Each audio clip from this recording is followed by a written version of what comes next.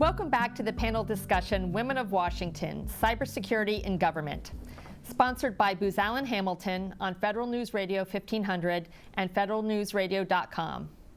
My guests today are Marty Eckert, Chief Information Security Officer for the Social Security Administration, Betsy Kulik, Deputy Program Manager for the CDM program at the Department of Homeland Security, and Marcy Nagel, a principal at Booz Allen Hamilton. I'm your moderator, Gigi Shum. So ladies, let's just switch it up a little bit in this segment, and I would love to understand how each of you got interested in cybersecurity. You know, we read all the time the statistics about women in STEM fields, women in technical fields, women in IT, and the numbers are not good and they're not heading in the right direction. But even within IT, I feel like there are certain segments that are even more male-dominated than others. And cybersecurity has to be one of the last bastions of male domination, I think, in IT. So, yet here are you three brilliant women. So, Betsy, I'll start with you. How did a nice lady like you end up in cybersecurity? With a government background and a master's in international affairs. I've always been interested in technology and policy. I grew up in the 60s and 70s, Sputnik. I got interested in satellite communications and how to make satellite communications work for people, and that was a very male-dominated field then. I worked in that for 20 years. Then I moved over into government contracting, was put in responsible for deliverables for a government contract that had to do with a very fancy cyber network 20 years ago. And right at that time, I guess it was less than that, NIST came out with their special publications on security policy, and I just ate those up.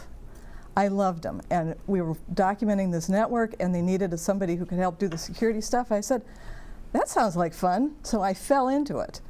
I don't have any STEM background. I now tell everybody I meet, all the girls, that they need to get a STEM background, but I think part of the problem is the way STEM is being developed is so male-oriented that girls get turned off by it.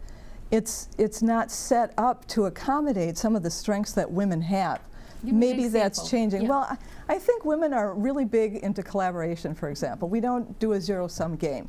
We don't feel like we need to compete against anybody else. We like to work together.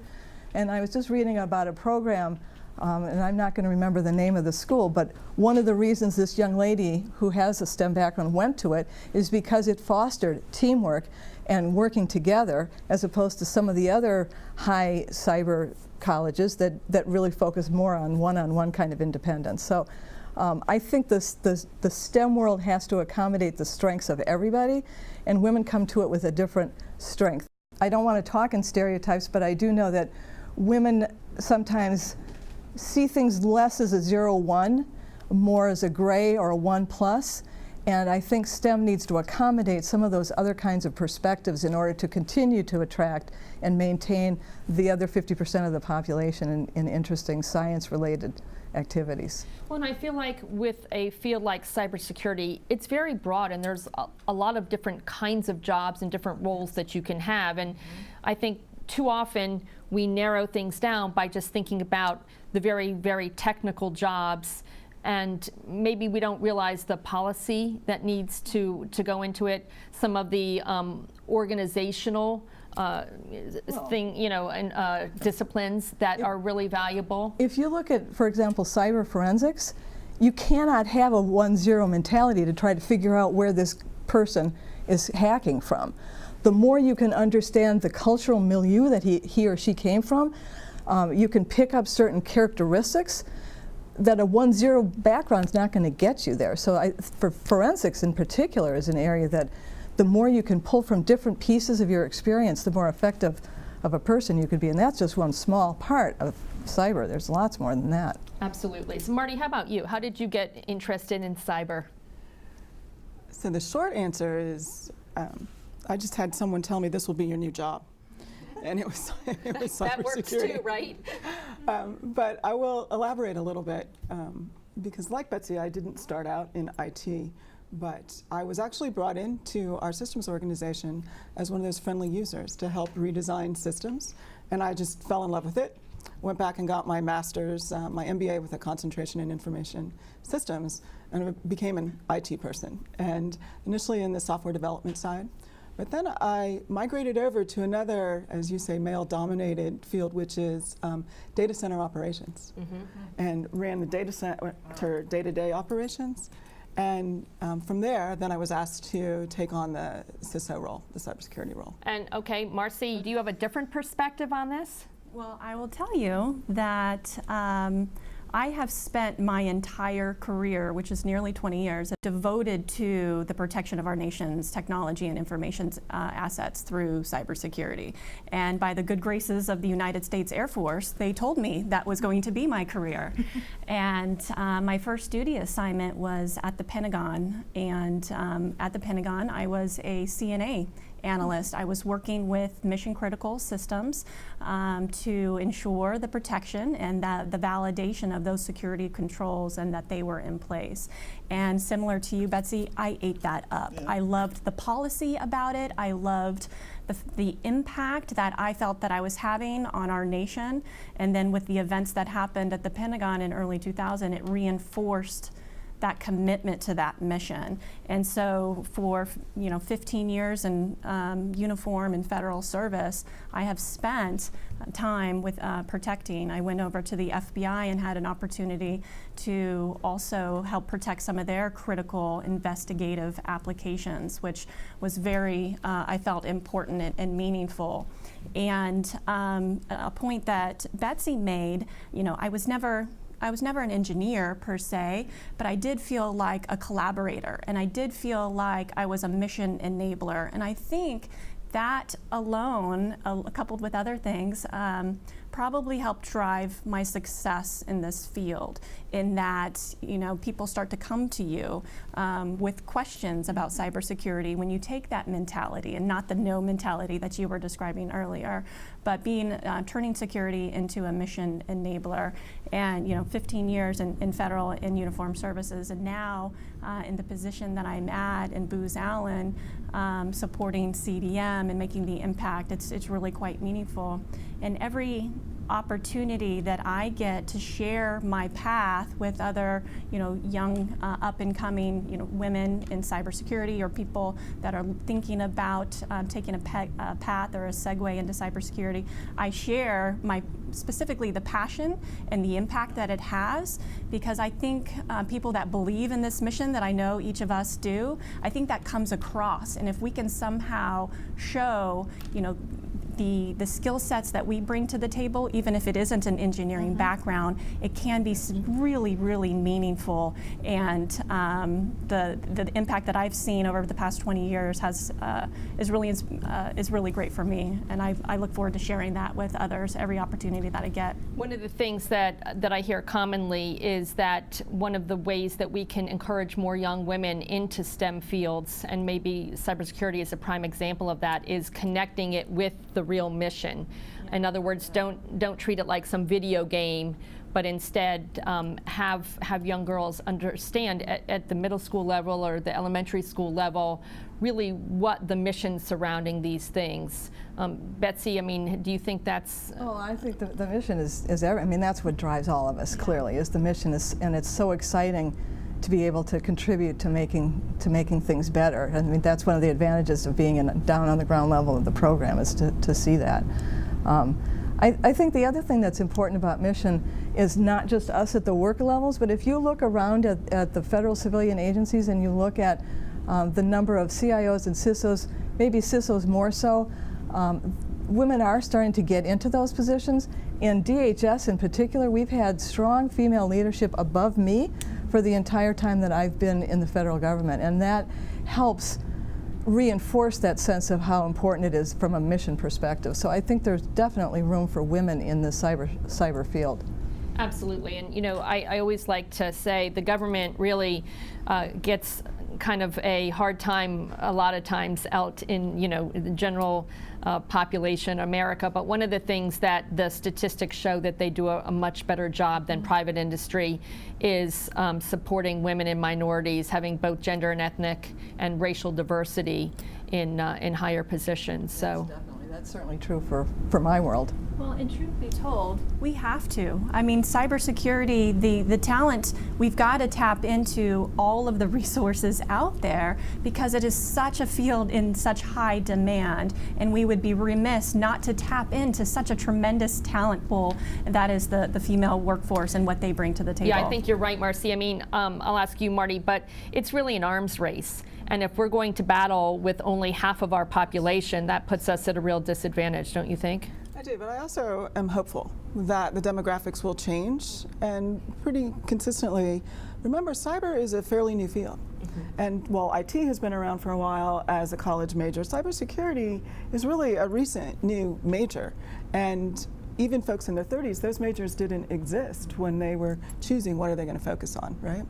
And you hear programs now all the time, this college, that college, everyone has a cybersecurity program. And so I think that I'm encouraged by that. I think more women will get into the field as a result of having those educational opportunities, because it is a mission and an inviting, in some ways, major, right? Because you can make a difference with this major. So I'm hopeful that things are going to change. So you brought up something that I just have to ask about because it's been on my mind ever since I have been reading about it. We've all heard about the recent big breach at Equifax.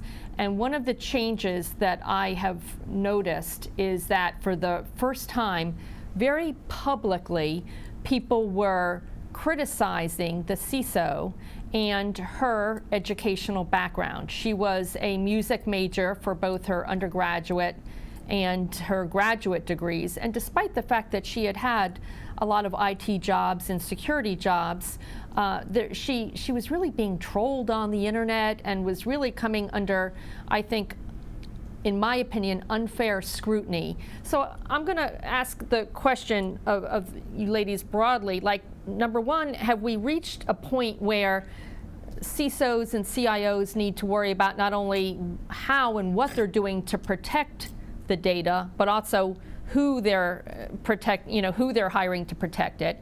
And secondly, do you think that it's fair to kind of take apart somebody's background and because they have a liberal arts degree, conclude that maybe they're not suited for the job? Betsy, you look like you might have an opinion on this. I have opinions on everything. Obviously, I'm not going to negate a music background having a political science background of my own. I don't see what relevance that has to it. As Marty pointed out, cyber hasn't been around that long. I think CIOs and CISOs are, in many times, poorly prepared for the jobs for which they are thrust into. They frequently get it because they may be the last man standing. I don't know how much support and training any of them get. Right now is a time of particular turnover, when every time an administration changes, the top agency heads, and it ripples down, they change too. They're faced with a really huge challenge trying to maintain security over aspects of which they have no control, going back to that operational discussion we had earlier. They're in one side, the operations are in another. They don't get adequate support and training. They don't get the support from their higher ups. I think it's a tough job to be a CISO right now. So no, I don't think it's fair to be looking at her background. I don't know what relevance that has with anything. Well, I do think a couple of things. One, the CISO, regardless of gender, is accountable for that program. All right. Part of recent legislation or recent executive order, et cetera, does hold not just the CISO and the CIO, but the agency head accountable as well for those cybersecurity. So there is, even with the, I think she was the CSO at Equifax, there is an accountability. And we want accountability, right? Right. I mean, that's a good, I think we would all think that that's a good thing. So regardless of the background, there is accountability, and that sometimes brings with it the consequences of something happen that's within your jurisdiction. We do also take seriously the qualifications in cyber. You know, one of the challenges and one of even the vulnerabilities is the workforce, and whether we have the right skills across the entire workforce. And some of that is because it's a recent new discipline. some of that is just the demand. The threat level escalated rapidly. It's not as easy for us to rapidly escalate workforce as it was as quickly as the threat level escalated. But we do take that seriously, and we are looking for the right qualifications, whatever that position is in a cybersecurity program, including the CISO. So that's a great point, Marty. What are some of the things that Social Security is doing to keep up with that demand? Because you're right, it's there are more requirements and more jobs than there are trained and skilled cybersecurity professionals to fill. So how are you dealing with that? So one of the things I think probably all agencies may be doing to different varying degrees is we are starting our own training programs as well, right? And trying to keep those cybersecurity skills up to date. Gigi, I think as you mentioned, there are many different disciplines in cybersecurity, right? There's risk assessment, there's the forensics and the threat analysis, there's even training, awareness training discipline, right? And so we're trying to build out curriculums, internal curriculums in each of those disciplines so that we can keep our employees' skills up to date. And then we identify folks that have the right talent, both internally, externally, and we are lucky, we do have some assistance in getting cybersecurity hiring right now across the federal government. So with looking internally and then looking for the right qualifications externally. And Marcy, I'll ask you the same question. Booz Allen is a government contractor, so you kind of see both sides of that. You see from the government and also from the contractor point of view. How do you guys keep up with the demand? My goodness. Well, I'll tell you, 3 years ago, likely across the government space, you didn't have 4Scout deployed in 80% of the government, but now you do for hardware asset management. And quite frankly, 5 years ago, there weren't 4Scout engineers, which is a tool for assessing assets across the environment. And as we're maintaining this widespread 4Scout deployment, quite frankly, we have to grow the talent. But what we've found is identifying those with the aptitude, the background, network engineers, for example, and then we build upskilling programs to create the talent. Same is true for Splunk. I know SSA's had Splunk in their environment for a long time, but a lot of the other agencies don't. And now that it is a primary integration tool across the federal landscape, what we've had to do is look for individuals with development backgrounds or computer science degree. And again, we've built a very formal training program that turns somebody with a computer science degree into a Splunk engineer. So I think we need to get really creative about growing the talent and looking for the aptitude and the abilities and then redirecting it to where the demand is. And we found that to be tremendously successful over the last 2 years as we're hiring, a CDM workforce, if you will. And that's probably a competitive advantage for you to offer people the ability to continue to grow and change their skill set with whatever is the leading technology. It's a huge retention advantage in that people in technology or in cyber, they want to be challenged. They want to learn. As the technology changes, they want to change their skills and grow their skills right along with it. And so we found it to be a huge draw for our workforce and keeping them excited about what they do every single day. And Betsy, I just wanted to add one thing about the training aspect. That was a problem that the CDM program has encountered from the beginning. The federal CIO did cyberstat on the program last summer and canvassed agencies, and all of them said we need more training.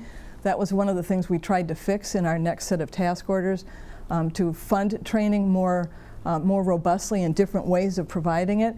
It's a fluid workforce, so you can't just hand somebody a PowerPoint or train them for 2 days and expect that you can't do one and done. It's got to be a sustained kind of activity. And we raised training as an issue with our OMB people as well for our federal oversight programs, because it is a desperate need on the part of agencies to have trained people. And getting them the training and then retaining the training is going to continue to be a big challenge.